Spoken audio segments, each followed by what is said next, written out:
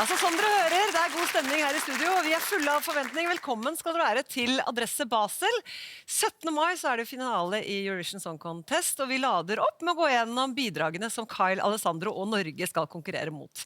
Og vi har jo som alltid samlet en god blanding av gamle ringrever og nykommere i panelet. Vi har med oss Håvard Lilleheie, Ingeborg Heldal, Linn Skåber og 2 ganger Spellemannsnominert i år, artist Ari Baigora.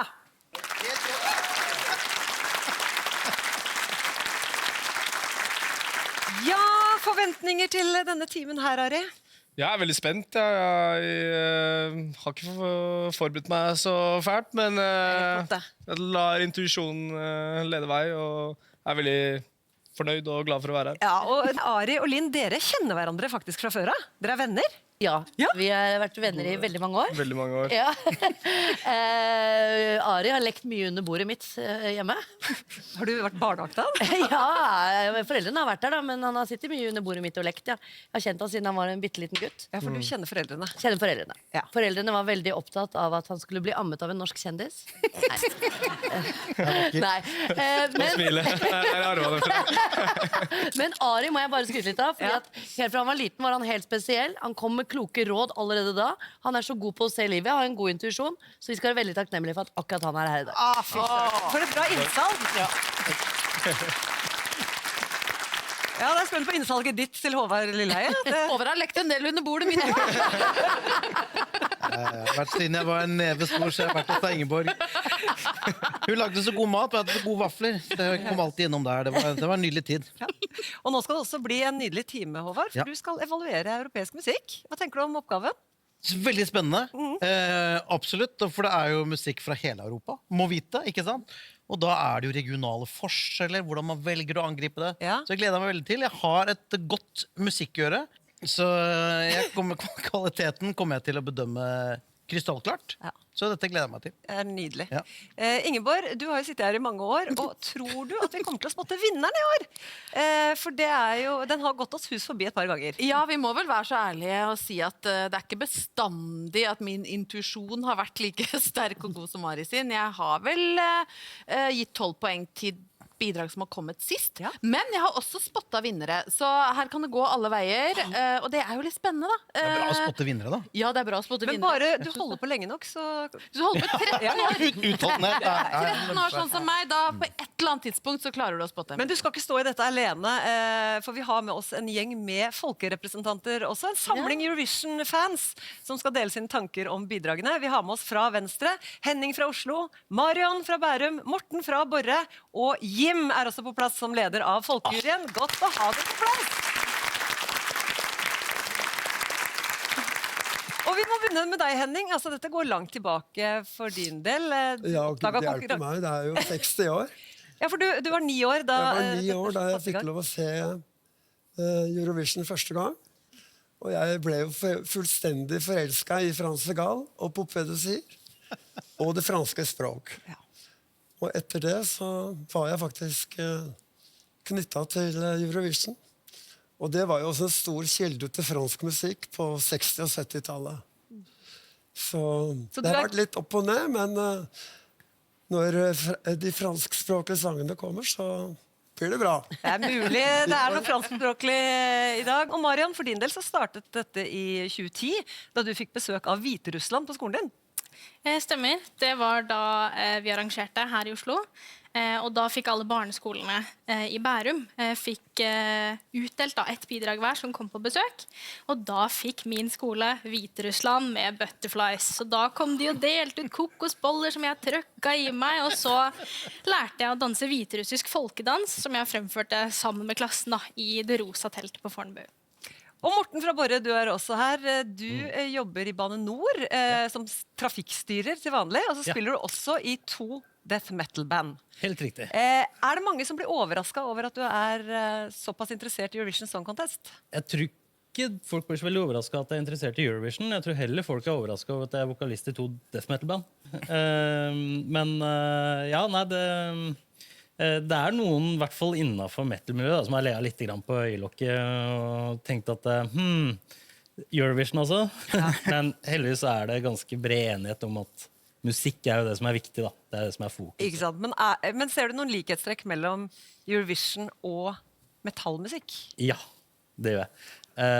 Death metal er jo det man kan kalle ganske ekstrem musikk. Så man blir jo dratt ganske mot ytterkanten. Og det samme er jo på en måte Eurovision, for at der snakker vi om omtrent kalle det ekstrem pop. Du liker det ekstreme. Jeg liker ekstreme. Jeg blir dratt litt mot ytterkantene. Vi får se om du overrasker litt med stemmegivinga di i kveld. Topp å ha dere med. Nå skal du få se en oversikt over de landene vi skal gjennom i løpet av kvelden. Og som vi ser helt øverst, vi begynner med de som i fjor kom på andreplass i finalen, Kroatia. Da het artisten Baby Lasagna, og siden det gikk så bra i fjor, altså hvorfor ikke bare fortsette med matreferansene? Kanskje til og med putte det i tittelen. Det funker det. Så her er melodi nummer 1 for Kroatia. Låta Poison Cake. It's cool now in the kitchen. That happens when you're bedtime. I'm stirring and stirring, deliciously pouring. And I know you're gonna love this. A better kind of justice. I don't want it more. One last thing, sprinkle on my sweet revenge.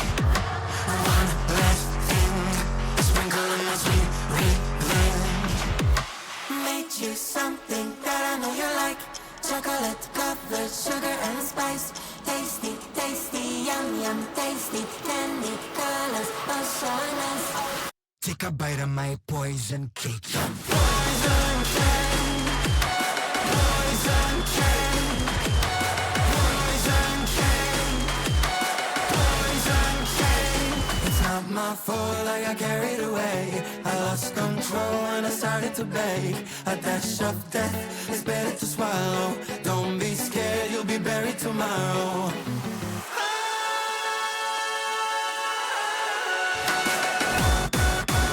Poison.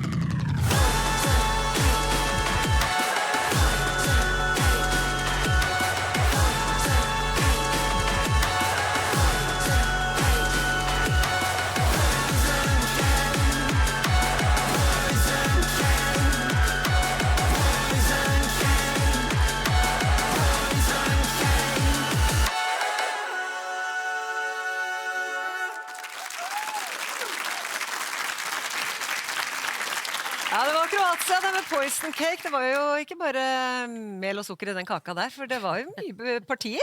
Ari, som debutant her, du kan jo begynne. Hva var dine tanker når du hørte dette?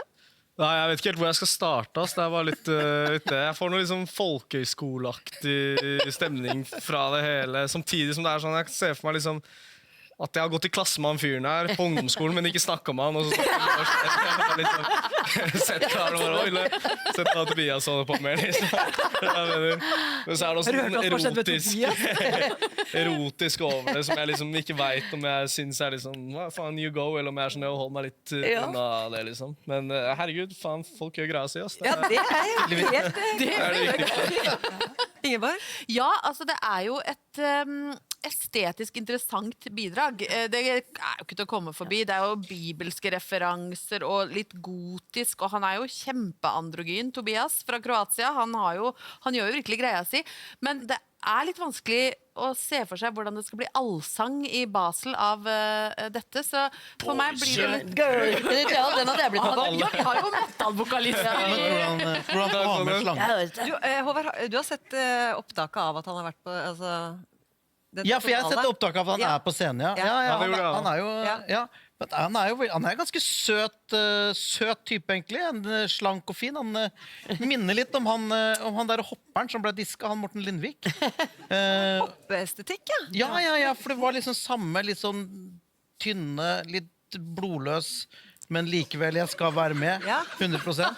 Så, og det netting-greiene, synes jeg, også det kan bli sånn hoppreferanser, for her også må skredderen få sparken. For dårlig arbeid.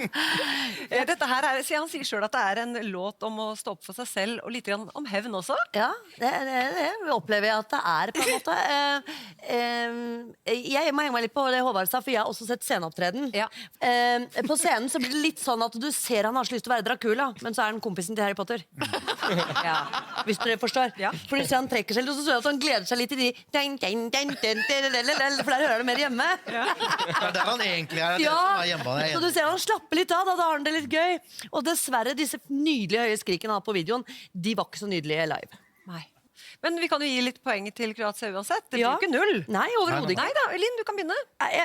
Jeg satt hjemme og så liven og ga en 3-er.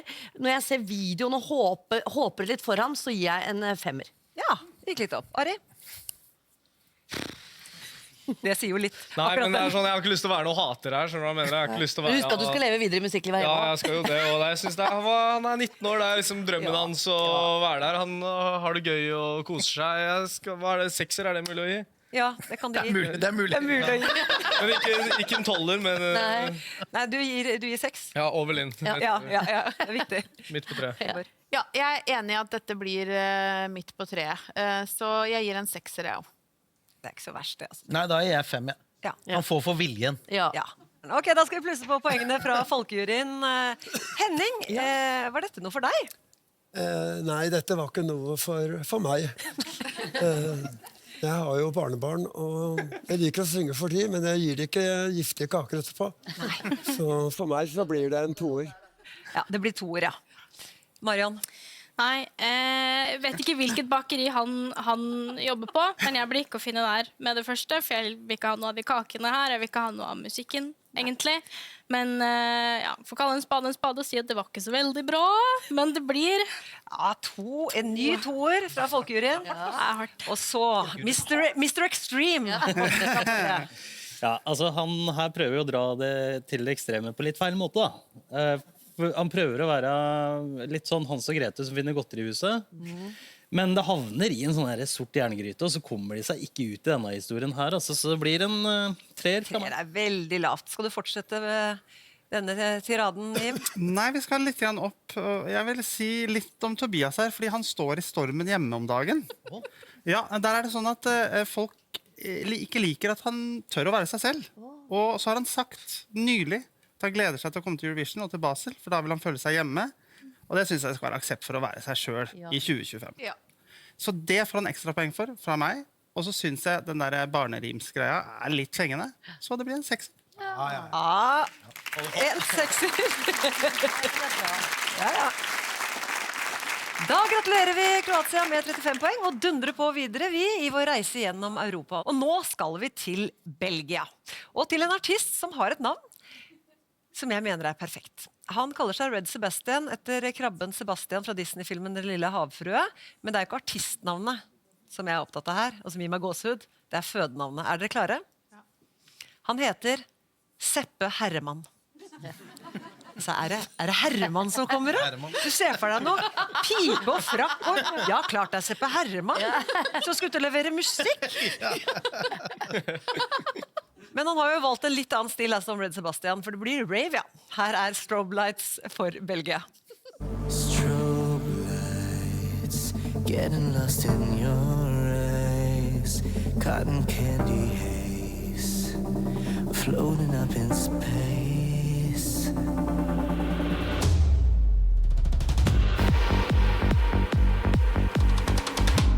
Falling where up is down. Screaming, but won't make a sound. Alice, show me your hand. Take it to Wonderland. Step into the mirror to bright new dimensions where no words are needed to feel the connection where clocks never ticking, where love is the end and come down through the looking glass.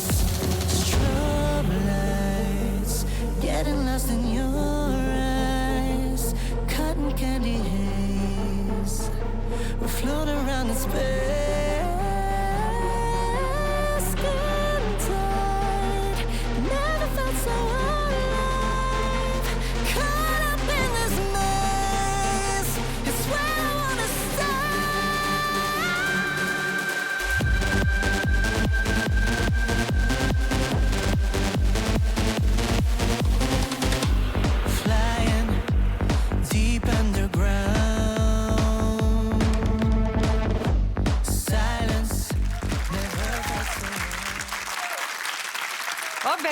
sjangeren rave, og det er jo en sjanger som har en tendens til å dra ut tidsmessig, men her holdt den seg inna for 3 minutter.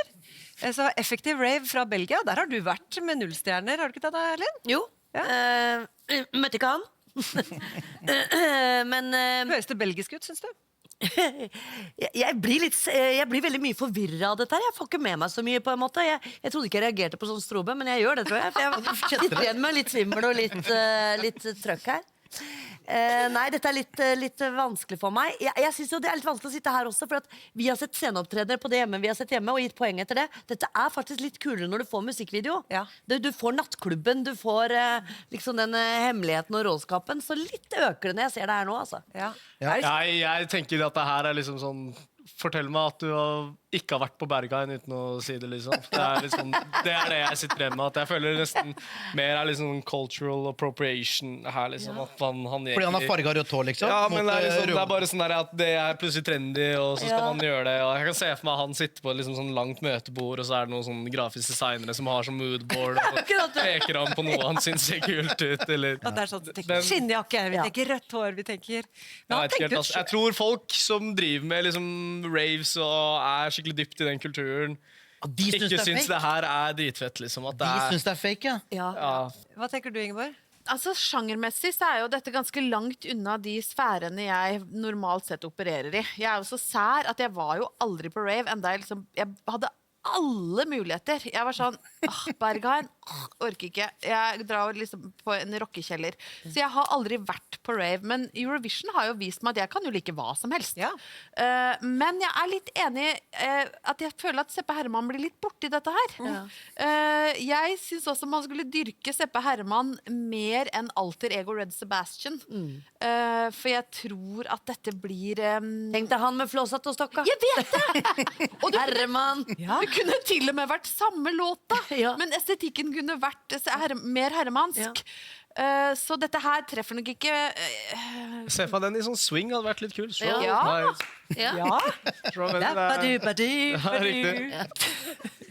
Hva får Seppe Herman AK Red Sebastian? Jeg gir den jeg gir den en 2-er, faktisk. Ja, da vil jeg bare bevise at jeg ikke er så ondskapsfull som Mari. Så jeg gir en 3. Ja, det var ikke helt ravefot her borte. Nei. 4 poeng. Men når jeg kom hit, og da fikk jeg jo låta med et bedre høyttalersystem enn jeg har i min midlertidige TV-stue. Så jeg tenker jeg fikk ikke lyst til å begynne med MDMA. Nei. Men jeg fikk lyst på litt av tur til Antwerpen. Så da ender jeg på 6. Oi! Jeg synes det var litt gøy. Det var artig med alle de folka i heisen. Men jeg tenkte, Jeg tenkte at du har gått glipp av noe. det er en del av livet jeg aldri fikk smake på. Som du nå dypper tåa i, da. Nå skal vi høre med de 4 som enda ikke har fått artistnavn, men som fort kan få det etter denne runden her. Henning, var dette noe for deg? Ja, egentlig så er det litt for meg, for jeg er veldig glad i å danse. Ja. Og det er jo veldig bra rytme, og så er det en veldig fin melodi. Så jeg gir den en 7. Ja, vel, 7. Ja, det begynner med Og Marian, du ble født i rave-perioden. Ja. Vi konkluderer med det. Jeg bestemmer at det ble det. Ja, kult. Nei, jeg drakk så veldig mye på rave, men jeg liker det. Jeg liker det her, altså. Altså, jeg vil være med på den hausturen. Oi! Det er helt til topps. Helt til topps for Seppe Herman. Morten Herman, hva gir du til Helge? Det er veldig Du hadde kledd hatt, du òg. Ja, det hadde jeg. Hatt eller sixpence? Nei, jeg syns altså rave, det er ikke det jeg hører mest på, det må jeg ærlig innrømme. Selv om det er ekstremt, det òg. Men rave, det hører liksom eller den type tekno som dette her, det hører litt hjemme i Eurovision. Jeg liker ikke rave, men jeg liker Eurovision-rave. Så det blir 8. Ja, bra. Og så, Jim, hva tenker du om Belgia i år? Jeg tenker at det her er en sånn låt som nå er den jo en av favorittene. Den ligger på topp 10-listene på bettinglister. Og det er litt overraskende, fordi det her med at han klarer ikke de lave notene. Og det er mest av det, selv om det er mye skriking. Så jeg tror kanskje det blir en overraskende ikke-kvalifiserende låt. for meg er det ikke helt 4. Og sammenlagt betyr det 46 poeng til Belgia. Og nå skal vi videre til Luxembourg, som gjorde comeback i Eurovision i fjor etter mange års fravær. Og i år så deltar de med en hyllest til seieren de fikk for 60 år siden med sangen Papy de Cire, Papy de Son, som er et dukketema, og det er fortsatt med.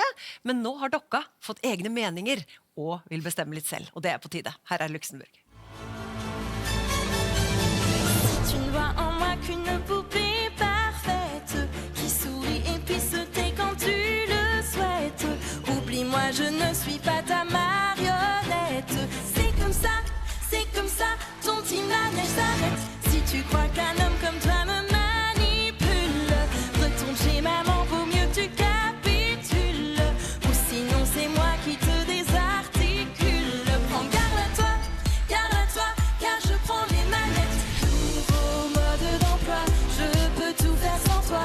C'est un autre schéma, une autre époque. Je donne de la voix, alors surtout joue pas au ventriloque. La poupée mon peu son, nanananana. Retiens bien la leçon, nanananana. La poupée mon peu son, nanananana. Méfie-toi mon garçon, nanananana. La poupée mon peu son. M'appelle si belle, elle est l'écho d'une nouvelle génération. Ce chiffon ni plastique dans ses caractéristiques. Ta poupée mais la musique, elle monte le, elle monte le, elle monte le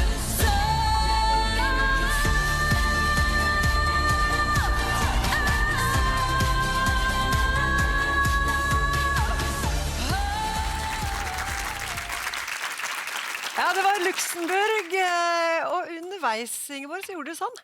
Ja, det var et par toner der som jeg tenkte, få på noen nerver og en 170 millioner TV-seere der, så kan dette bli ganske surt, altså.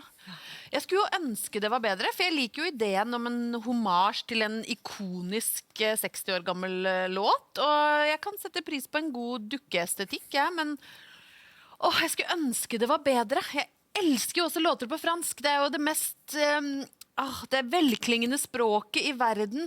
Men dette her tror jeg blir surt i Basel, og det er heller ikke bra nok låt, altså, dessverre. Æsj. Det er litt dårlig, ja. Håvard? Ja, beinhardt.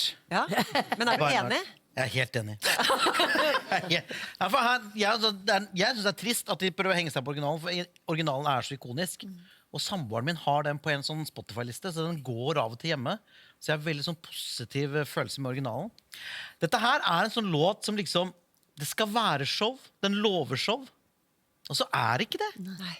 Så prøver de alt, liksom. De prøver kostymeskift, vi bare på mer.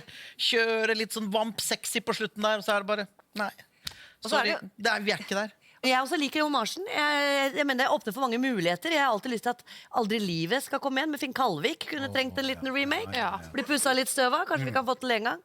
Hva minner det meg om? Minner det meg om Romeo? Romeo? Ja, det er liksom en dårlig versjon av Romeo. Ja. Ja, der var det jo litt sånn samme dukkeestetikken. Men det var gjort morsomt. Ja. For jeg tenker at noen ganger, selv om du er selvstendig, så er det greit å høre på andre også. Og kanskje ikke gå med dukkekjoler heller. Nei, kanskje vil være hvis du har selvstendig. lyst til å være selvstendig, kul dame, så tenker jeg det å rive av seg skjørtet midtveis av og til kan være Veldig gøy. kontraproduktivt. Ja. Noen ganger helt riktig. Men akkurat her så funker det ikke så godt. Ari, hva likte du? Jeg synes det var litt sånn generisk også, at sånn, jeg føler fransk musikk ofte, eller sånn, det som appellerer til meg når jeg hører noe fransk, det er at jeg føler det er litt sånn jordnært og litt sånn samfunn og folkelig på en eller annen måte. Men det her fikk jeg liksom at man prøver å lage en eller annen sånn topp 50-låt, og ikke noe for meg. Men jeg synes ikke dama synger dårlig, altså. Jeg var jo veldig overrasket over de høye tonene. Men det er jo litt, og så er det litt fengende. Sånn. Men jeg føler jeg har hørt det før. Ja, det har du helt sikkert gjort. Ja, men den er jo nynbar. Ja. Det er best, da. Den er nynbar. Dette er godt jobba. Dere klarer å trekke noe positivt ut av alt. Det setter jeg pris på. Vi hører hvor mange poeng denne nynbare låta får. Håvard? Jeg gir 3. Ja. Ja, det synes jeg egentlig høres ut som en god idé. Jeg hiver meg på 3'eren. Ja, ikke all verdens derfra. 4. Ja. Kanskje jeg er litt positiv i dag. Kanskje jeg gir en 20 til den. Men jeg føler jeg vil ikke være sånn middelsfyr, liksom. Nei. Nei, men vi har Vet flere du hva, låter igjen. jeg gir en 6-er, ja. Ja. Samme som Kroatia, det. Men nei, vet du hva, jeg synes den var litt nynnende, faktisk. Jeg gir en 7-er, ja.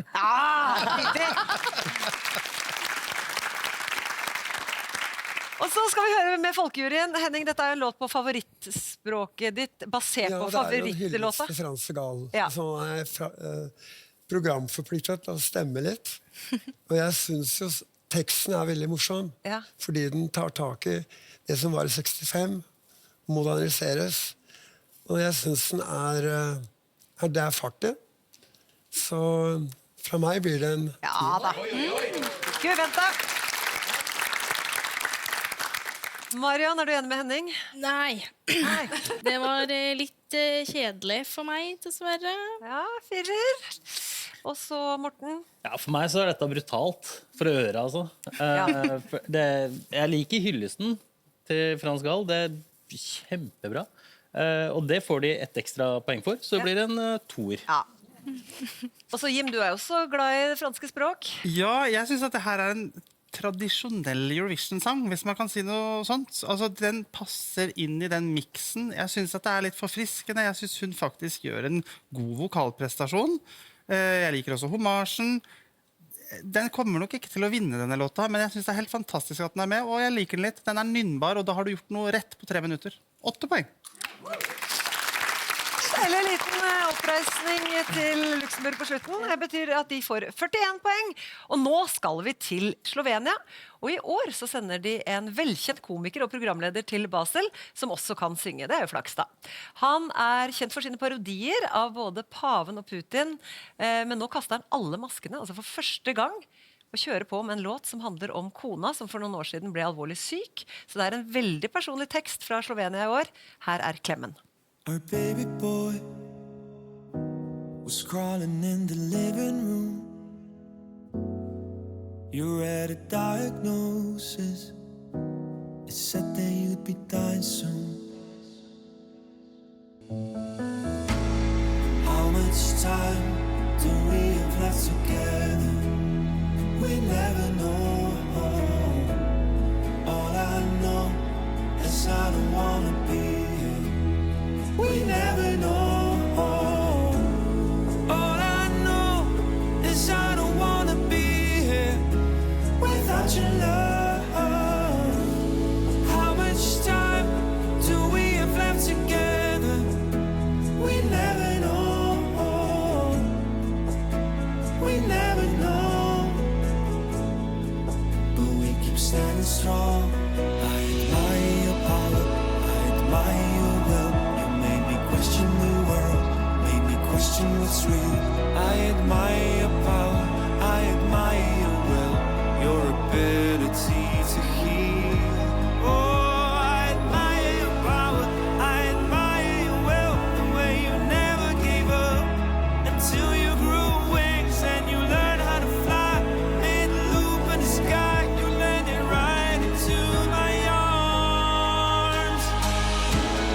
How much time do we have left together? We never know. All I know is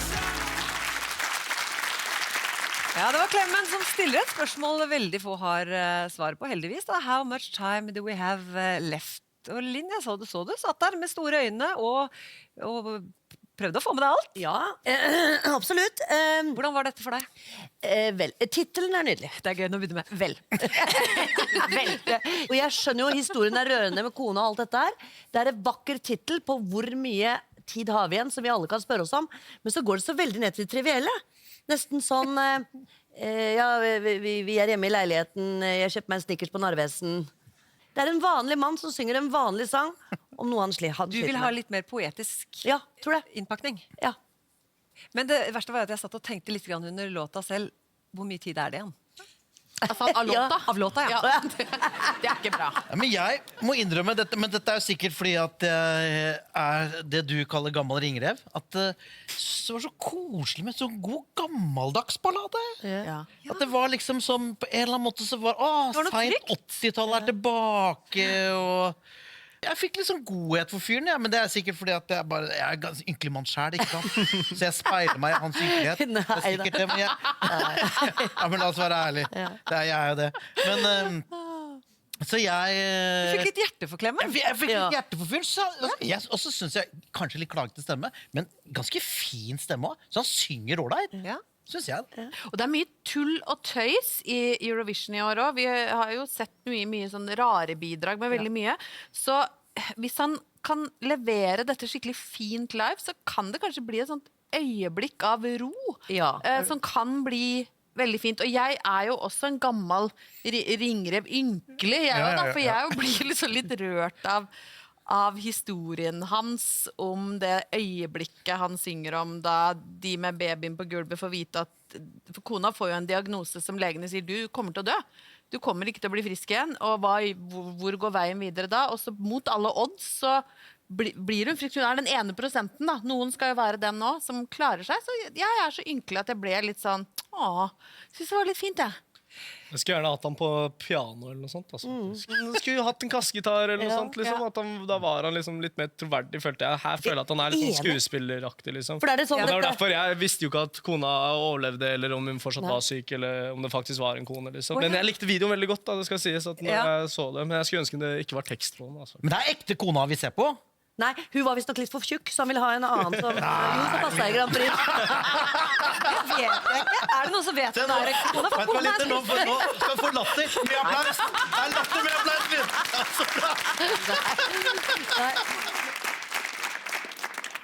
Vi kan gi poeng til Klemmen. Ari, du kan begynne. Jeg gir en 20, ja. Ja. Linn? 2. Skjer her. Jeg elsker det. Hun holdt på å dø! Og du gir en 2-er, er du gæren? Dette skal hun kjenne på når hun legger seg i kveld. Jeg kjenner på det. Håvard? 7. Jeg er på 7.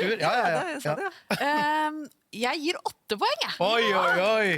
Det jevner seg litt ut. Og hva synes gjengen på rad der borte, Henning? Han synger jo veldig fint, og det er en vakker sang. Men det står liksom ikke godt nok ut. Den blir liksom litt tam. Men en 5. Ja, 5 fra Henning. Marion?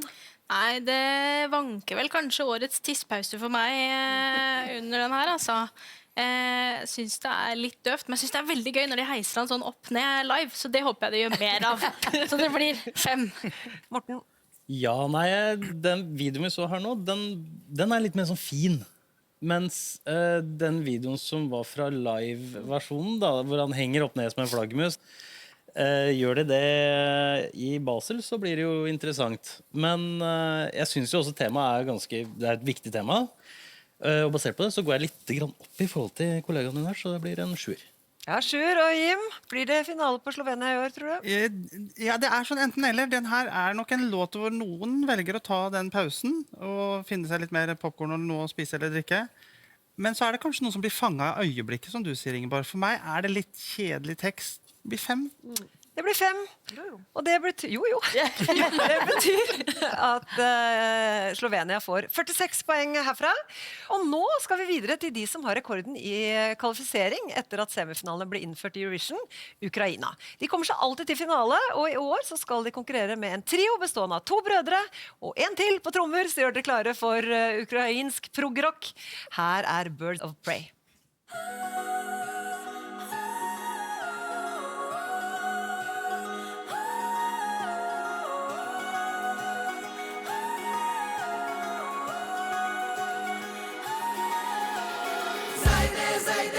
Și do mene, moja пташка, доля довірила світ останніми з нас. Я світло шукаю, гори зверну. And I call you fly of me, my little bird of prey.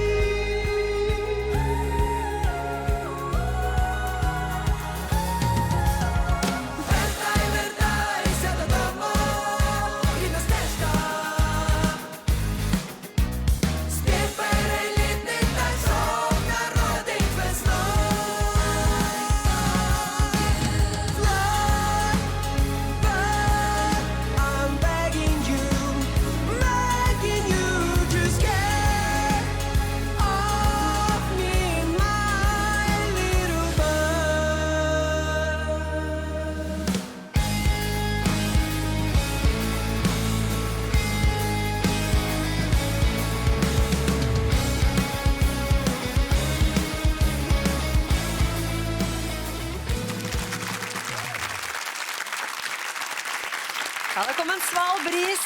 70-tallsbris fra Ukraina i år, Håvard. Falt i smak for deg? Ja, dette synes jeg er kjempebra. Du likte det? Ja, jeg synes det er musikalsk veldig begavet. Jeg synes liksom låta er bra. Jeg synes han synger dødsbra.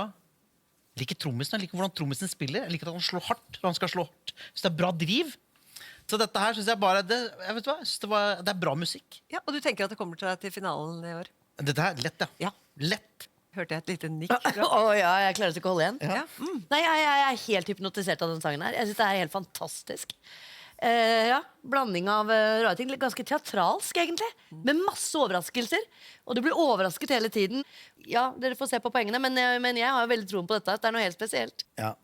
Er du enig, Lins? Jeg er enig, altså. Jeg synes det er tøft at man klarer å gjenskape den der 70-talls rockefølelsen. Jeg føler alltid når man skal på en måte prøve å skape noe litt sånn vintage, at det blir veldig liksom tydelig at det er lagd i 2025, men det her kunne fint vært en 70-tallslåt for mine ører. Men det som plager meg litt, er det der jeg skulle ønske han på en måte tok det refrenget på ukrainsk, samtidig som jeg er litt glad for at jeg klarer å forstå noe av det. Ja. Men jeg synes det var en kjempebra låt, ass. Herregud, dritbra. Men vi kommer til å få høre den på ukrainsk også. Fordi når de vinner, så får vi høre den på ukrainsk. Da synger de refrengene på ukrainsk. Når de vinner. Åh, det var sterkt. Jeg tror det du sa, Ari, er ganske betegnende for Ukraina som Eurovision-land, og grunnen til at de har rekord. Alt de kommer med er så godt håndverk, og det føles autentisk, uansett hvilken sjanger de opererer innenfor. For de har jo nå gjort det veldig bra i Eurovision. Vi har hyllet mange låter de har kommet med, og det har vært et enormt sprik i sjanger. Dette har vi nå aldri hørt fra Ukraina før, men selv da, når de kommer med en slags egenart av prog-rock, så føles det ekte, og det for meg så sier det kanskje noe om musikkulturen i Ukraina. Det ligger et eller annet der som gjør at vi blir veldig imponert hver gang, for vi kan være veldig slemme og strenge også.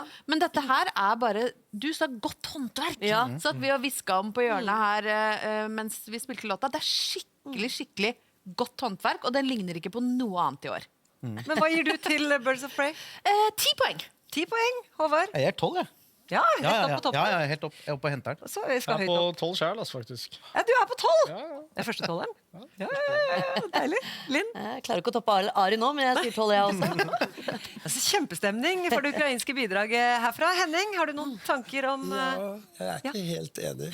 Deilig. Ja, godt med motstand. Men jeg hører at det er en bra sang.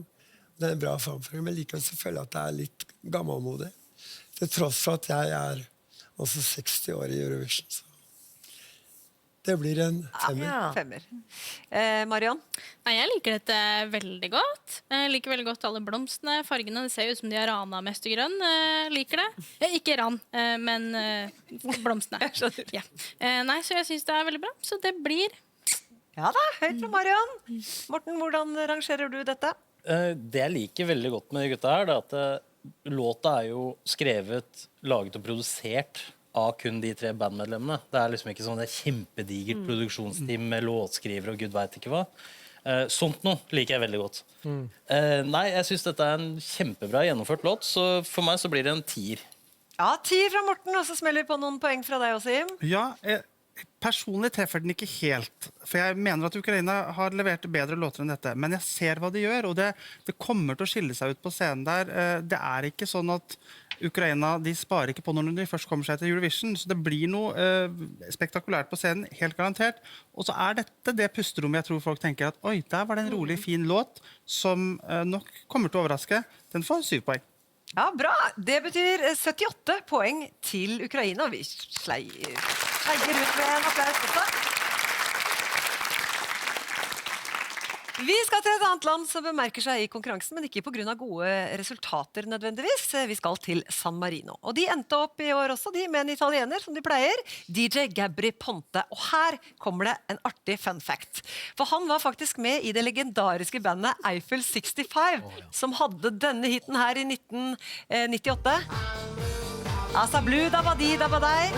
Og her ser vi Gabri Ponte står og veiver. Der er han, ja. Se på han da. I storform. Men nå har det gått noen år. Han har blitt 52, slutta i Eiffel, og nå stiller han da i Eurovision med en hyllest til Italia for San Marino.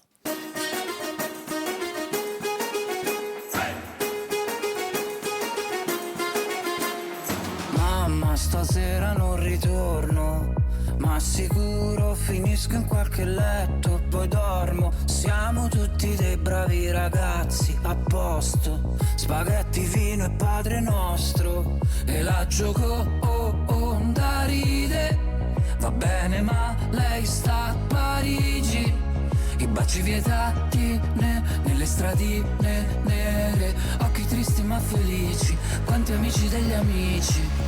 E canti, ti sento tra le grida. Le luci ci passano le dita. Fa niente se non l'hai mai sentita. Ma con sta roba ci salta. Tutta l'Italia, tutta l'Italia, tutta l'Italia. Tutta l'Italia, tutta l'Italia, tutta l'Italia. Lasciateci ballare con un bicchiere in mano. Domani poi ci pentiamo a dirci ti amo, che qui ci sente tutta l'Italia, tutta l'Italia, tutta l'Italia. 1, 2, 3, 4.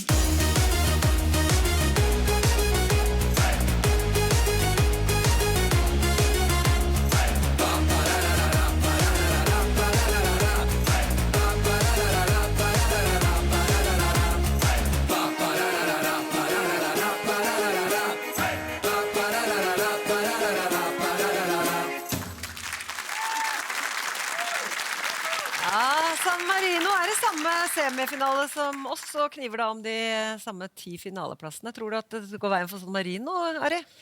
Låta er jo kul, den. Jeg synes den vokalen i verset er da kul, eller sånn stemmen hans blir litt sånn, den er litt sånn mektig på en eller annen måte. Ja. Men så synes jeg det er litt, sånn, litt billig å ta den der stadium chant-refrenget, liksom, at det er sånn veldig lett ting å gjøre. Det her kunne vært en liksom, norsk russelåt, føler jeg, på en eller annen rar måte. Og så... Ja.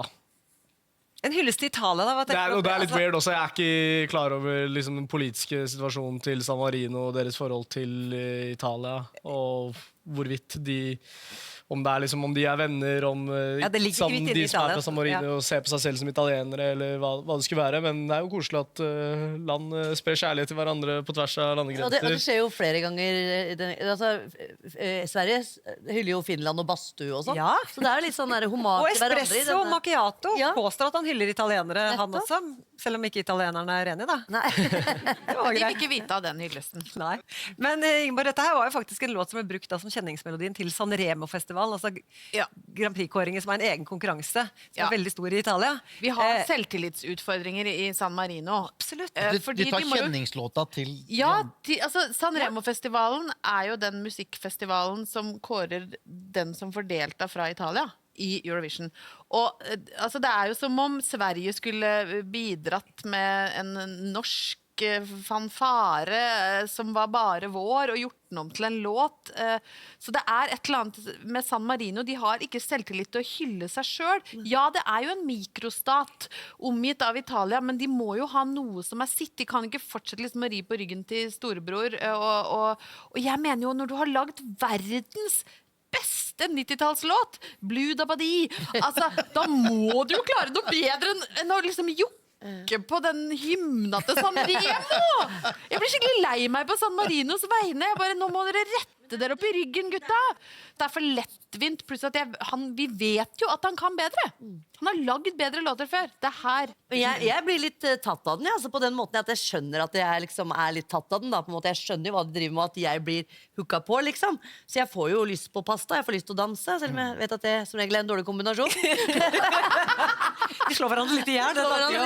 Men gi poenget der, Linn, til San Marino i år. Jeg tror det blir en 8, altså. Ja, det er ikke så verst. Ari? Jeg gir en 6-7-er, Ja. Litt høyere enn Kroatia. Det var raust du takk på det du sa. Jeg legger alltid på en når du har sagt det. Ja, du er høflig og snill. Må det. Håvard, klink til med et eller annet, da. Ja, jeg klinker til. De får 6 for hurra. Ja. Nei, da får jeg være den kjipeste, da, selv om jeg ikke liker det. 3. Da skal vi høre hva folkejuryen mener. Henning? Jeg er på linje med Linn. Jeg synes det er morsomt. med litt rølpepop på italiensk. Ja. Og jeg kommer i god stemning. Så det blir 8. Ja, nydelig. Marion? Nei, den setter seg jo veldig på hjernen da. Altså, første gang jeg hørte den, så tenkte jeg bare, lol, dette er ikke så veldig bra. Og så for hver gang jeg hører den, så blir den liksom bedre og bedre. Den sniker seg inn på spillelista, enten jeg vil det eller ei. Så det blir faktisk 8. Altså. Ja, 8. Jeg vet ikke hvor mye du hørte på Blue Dabadi, Morten, men... Det var forbausende mye. Jeg tror ikke det var en sjel på denne jord, i hvert fall ikke i Europa, som ikke hørte Blue Dabadi. Så vi må jo bare takke Gabri Ponte for nok en gang å ha laget en slags liten øreorm som gnager seg inn i hjernebarken og forblir der. For denne låta her, den har gått og nynna på mye siden jeg hørte den første gang. Så jeg gjør som de andre her og blir med Linn utpå, så det blir en 8. Oi, skulle tro dere hadde avtalt, eller kommer det kanskje en kar som forandrer Nå kommer det noe rart. Ja, nå kommer det noe her. Nei, vet du hva? Det her er rett og slett en vitaminpille. Jeg liker det også. Jeg er enig med gjengen her, altså. Jeg vil på dansegulvet. Den er enkel, den er nynbar. Man har bare lyst til å danse med en gang. Den får 10 poeng. 10 poeng! 58 poeng til San Marino, og nå er det Albanias tur til å få en tilbakemelding fra oss her i studio. Og de har faktisk noe italiensk ved seg de også, for denne duoen her består nemlig av 2 albanske emigranter, vokst opp og bor nå i Italia, men med sterke bånd til hjemlandet, som de har med seg også inn i musikken. De omtaler stilen selv som post-immigrant pop, hvor de da blander tradisjonell balkanmusikk med elektronika. Her er Skodra Elektronike fra Albania.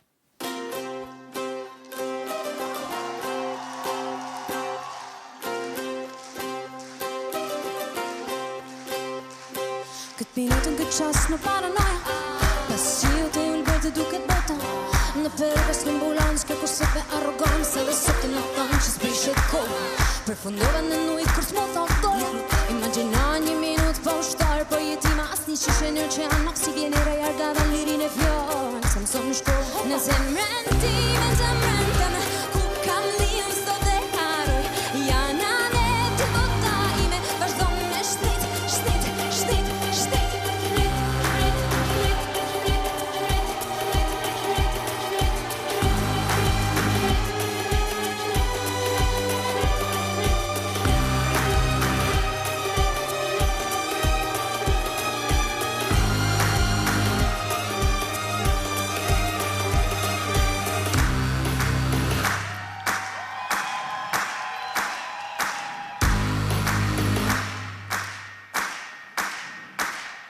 Zjerën, vjerën I valet tona tribale që u shtojnë sarte po kur bjen male. Zjerën, jenat undë për flake drit, e të kërkojnë këtë tërë që s'pran të I shmërit. Kryo në mua një zemër të pastër, në notën time të tërgoj dritë, aman mizerere, aman mizere.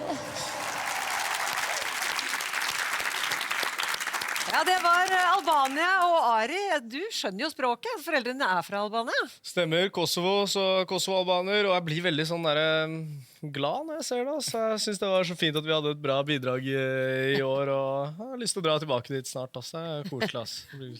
Kjenner du igjen noe derfra? Ja, det er liksom de strykerne og liksom den melodien, og jeg synes jo det er veldig fett at de har dratt på med liksom orkester, og det viser liksom en slags sånn entusiasme på et eller annet vis. Og den kontrasten også mellom han litt eldre mannen og hun dama, og jeg synes det er fint, altså. Han ligner litt på statsministeren. For du har jo vært I kaller han Albania. ikke eldre mann. Hva? Ja, dette må jo folk få med seg, at du har jo vært I Albania og møtt statsministeren. Det har jeg. Ja. Vi tar en runde på det da. Ja. For det det ikke alle som får til. Nei, og noen møter han jo, men det jo ikke alle som opplever å bli forelsket igjen. Så jeg hadde vært, opp til meg så hadde jeg vært statsministerikone I Albania nå, det kan jeg bare si. Hvis jeg skal si noe om dette bidraget utover det Det håper jeg nesten at du gjør. Så kommer jeg til å komme inn på det igjen, fordi at jeg sliter faktisk litt med stemmen til denne dama. Jeg synes den ligger som en litt sånn svie. Jeg synes den litt skrikete, jeg synes den litt sånn streng hele tiden. Så for meg så det jo fløyel når mannen med slagene kommer inn. Jeg synes det det som litt fett. Altså, det den ja, det kanskje kontrasten, ja, det kan du si. For at hun veldig sånn pitcha. Litt sånn. Og han kommer bare wow, han så sexy, vet du. Så dette gir en sånn fin utjevning da, vil jeg si. Men jeg usikker på om jeg tåler henne lenge. Jeg er sjalu. Litt sjalu var jeg egentlig. Men det er jo 3 minutter. Det er 3 minutter. Jeg skulle sunget det, vet du, Ari. Det er jo ikke så lenge. 3 minutter. Ja, det er sant. Nei. Det er noen stemmer som treffer deg, og hennes stemmer treffer ikke meg helt. Nei. Hans derimot. Og den er fin. Ja, det er jo sånn Leonard Cohen kommer Jeg inn vet der. det. Ja, han er den albanske Leonard Cohen. Ja.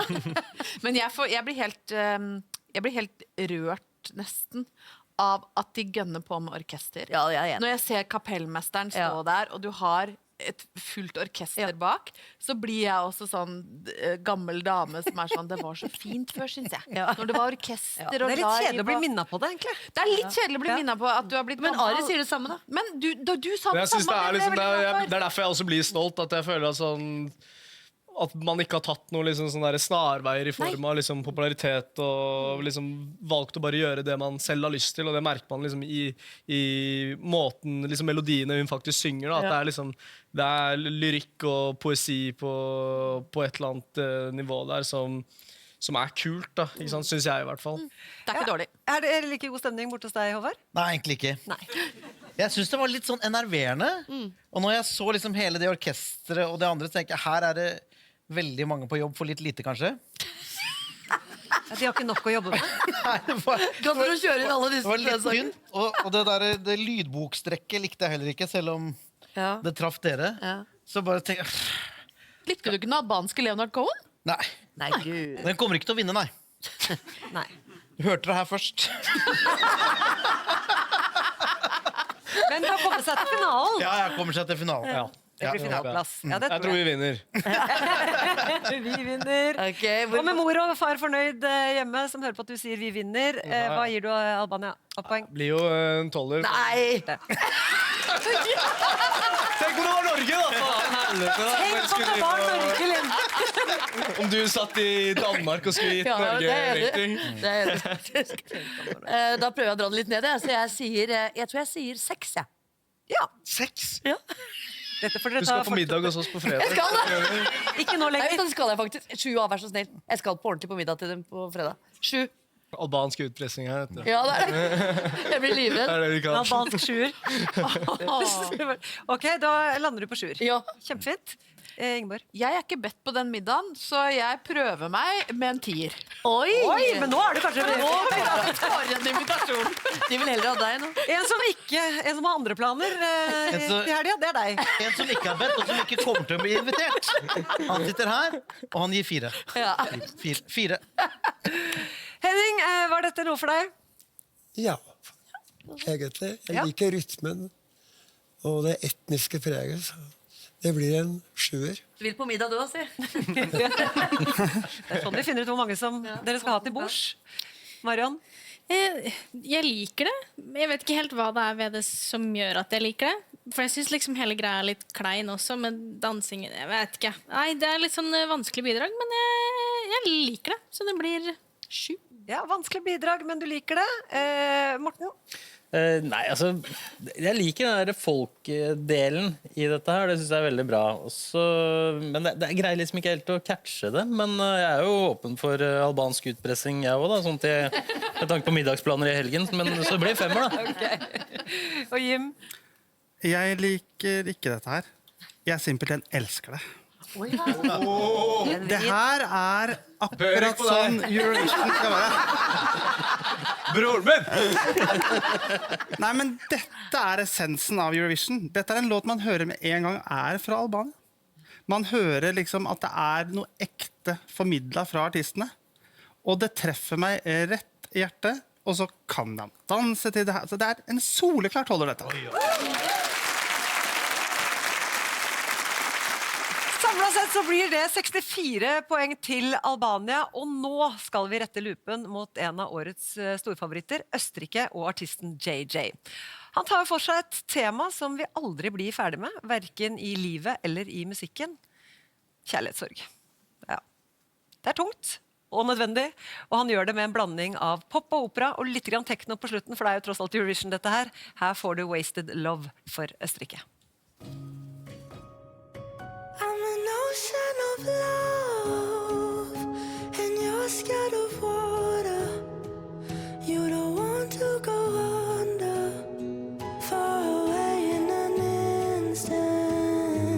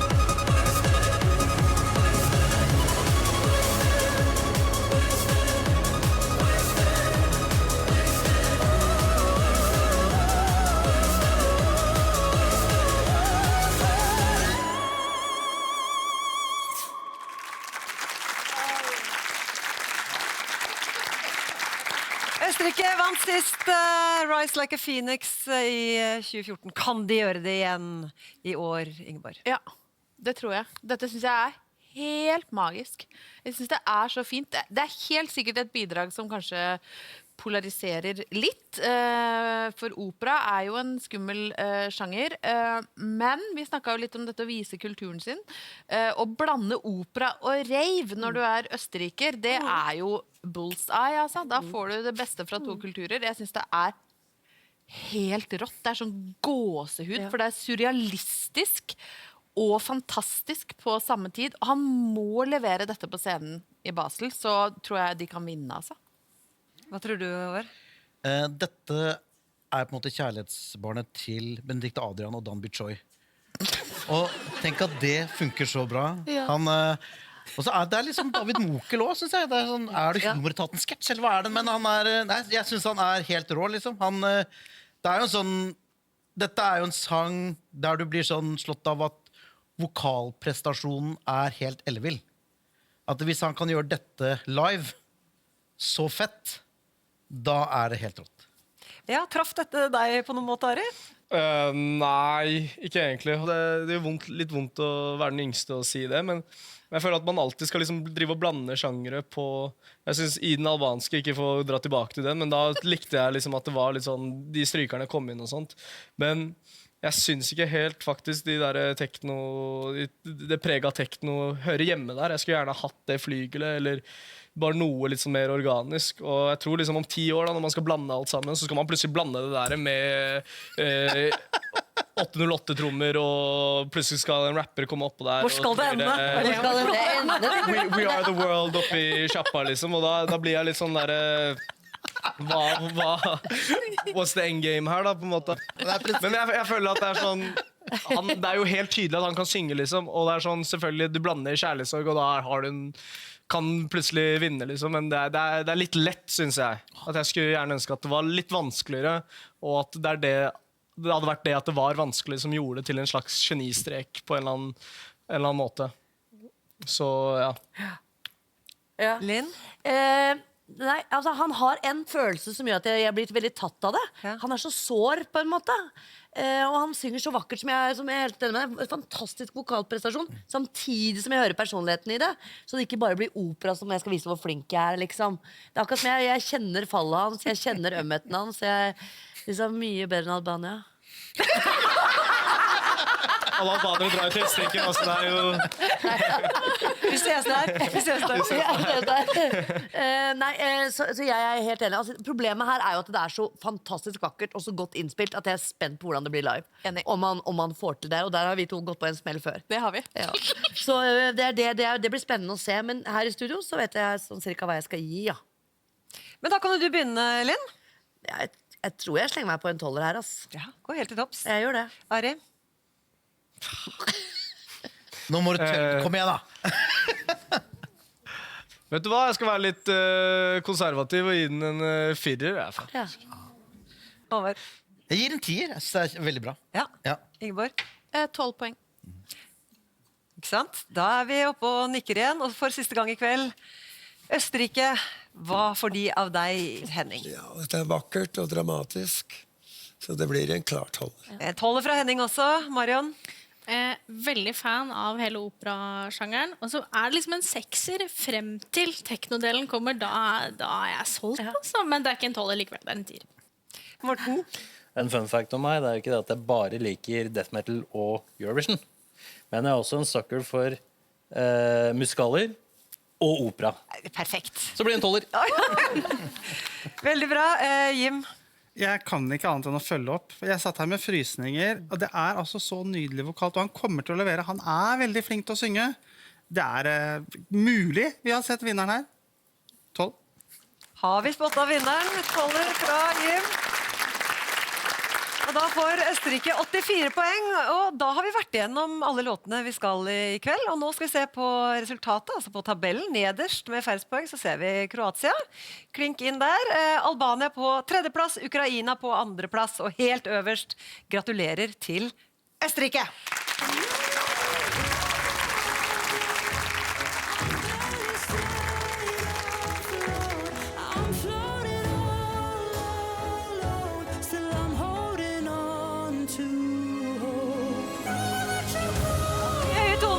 takker vi for oss. Allerede neste uke så kan ting forandre seg. Da skal nye folk og nye låter sjekkes ut.